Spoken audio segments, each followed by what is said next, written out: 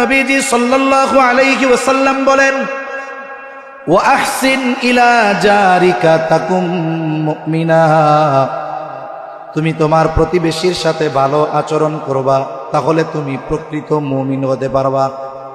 তার মানে আমি আপনি যদি প্রকৃত মুমিন হতে চাই, যেই গুণগুলো অর্জন করা দরকার এর মধ্যে একটি হলো প্রতিবেশীর সাথে ভালো আচরণ।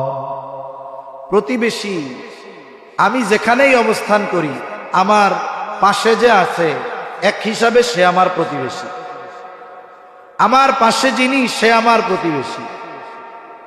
আমি অফিসে আছি, আমার পাশে যেই সহকর্মী ওই সময় সে আমার প্রতিবেশী। আমার বাসা যেইখানে, আমার বাসার পাশে যিনি আছেন আর এক বাসা, সে আমার প্রতিবেশী। গ্রামে আমার বাড়ি, আমার বাড়ির সাথে যার বাড়ি তিনি আমার প্রতিবেশী। এখন কত দূর পর্যন্ত প্রতিবেশী এই ব্যাপারে কয়েকটা মত আছে আর কি। যাই হোক, ওইদিকে যাব না, লম্বা কথা হয়ে যাবে। মূল কথা, আমার পাশে যিনি আছেন প্রতিবেশী। কিন্তু আফসোস, আমাদের দেশে প্রতিবেশীর সাথে সুসম্পর্কের চাইতে প্রতিবেশীর সাথে খারাপ সম্পর্ক থাকে বেশি। আর এই অবস্থাটা গ্রামে হয় সবচেয়ে বেশি।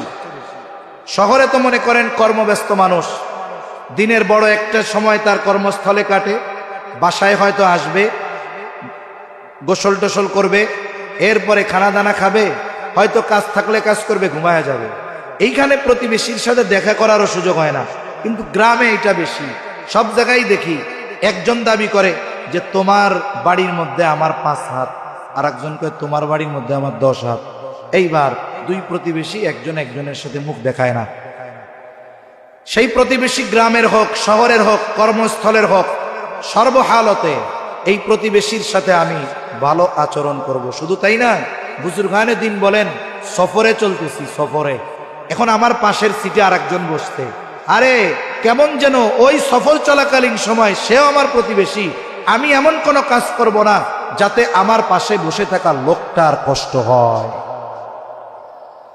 প্রতিবেশীর সাথে ভালো আচরণের ব্যাপারে নবীজি কতটা গুরুত্ব দিয়েছেন।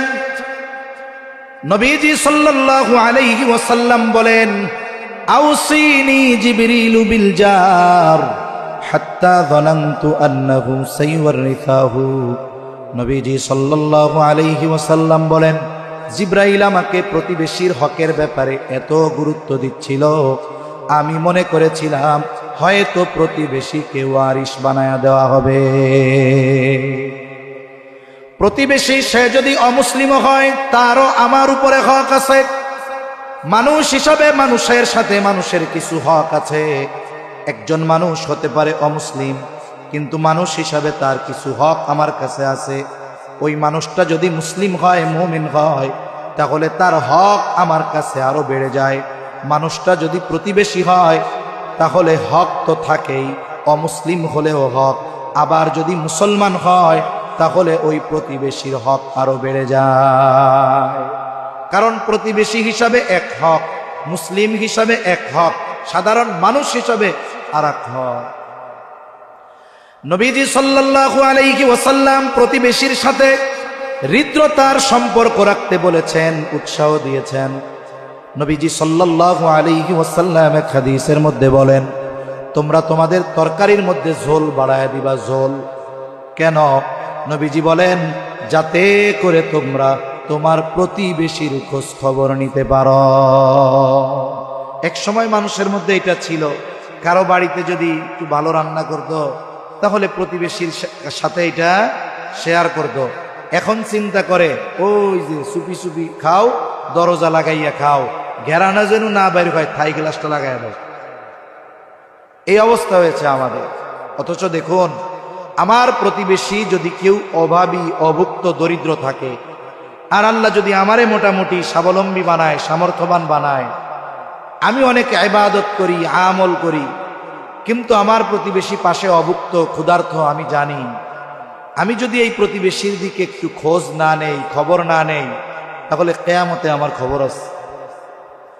হাদিসের মধ্যে আসছে, নবীজি সাল্লাল্লাহু আলাইহি ওয়াসাল্লাম বলেন, কিয়ামতের দিন আল্লাহ তাআলা বলবে, ও বান্দা, আমি অভুক্ত ছিলাম, আমারে খাবার দাও নাই, আমি পিপাসিত ছিলাম, পানি পান করাও নাই, আমি বস্ত্রহীন ছিলাম, বস্ত্র দাও নাই, অসুস্থ ছিলাম, সেবা শুশ্রূষা করো নাই।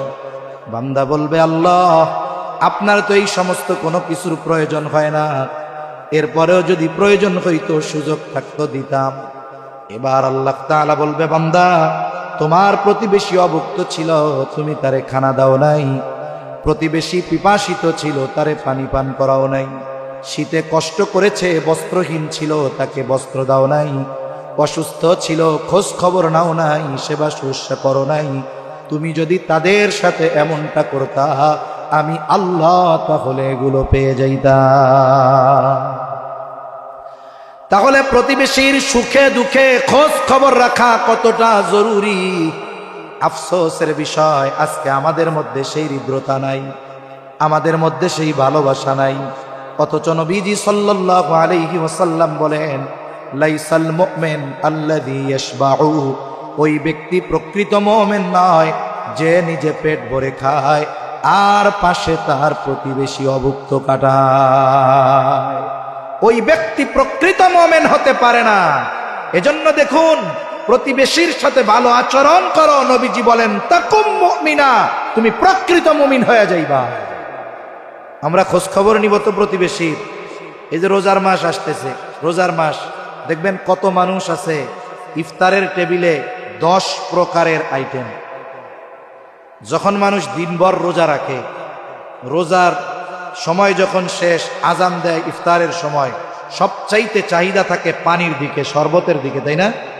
তখন মানুষ কি করে, ডক ডক করে 4 গ্লাস মেরে দেয় শরবত। বলে 10 আইটেম যে আছে, পানি খাওয়ার পর 10 আইটেম থেকে একটাও ও আর খাইতে পারবে না, কারণ পানি দিয়ে পেট ভরে ফেলছে। কিন্তু চোখ এমন এক জিনিস, ওইটারে সারা দুনিয়া দিয়াও ভরানো যায় না। সামনে যখন দেখে সব আছে, দেখে যে হায় রে তরমুজ নাই, আফসোসের ঠেলায় শেষ। না রে আল্লাহ রে, তরমুজটা নাই রে। 10 প্রকার সামনে আছে, শুকরিয়া নাই। 1 প্রকার তরমুজ নাই, আফসোসে শেষ। উনি এত আইটেম সামনে নিয়ে অপেক্ষা করতেছে, রোজা রাখবে, ইফতার করবে, অথচ ওনার পাশে প্রতিবেশী ওই সেহরির সময় রান্না করা গরম ভাতে পানি দিয়ে রাখছিল, ওইটাতে পানি দিয়ে রাখছে, তরকারি নাই, কিচ্ছু নাই, একটা মরিচ পুড়ায় বৈশা আছে, পেঁয়াজ নিয়া লবণ নিয়া আজান দিবে আর উনি ইফতার করবে। আর এই জায়গায় ওনার 10 প্রকারের আইটেম, এতে ওনার চোখ ভরতেছে না।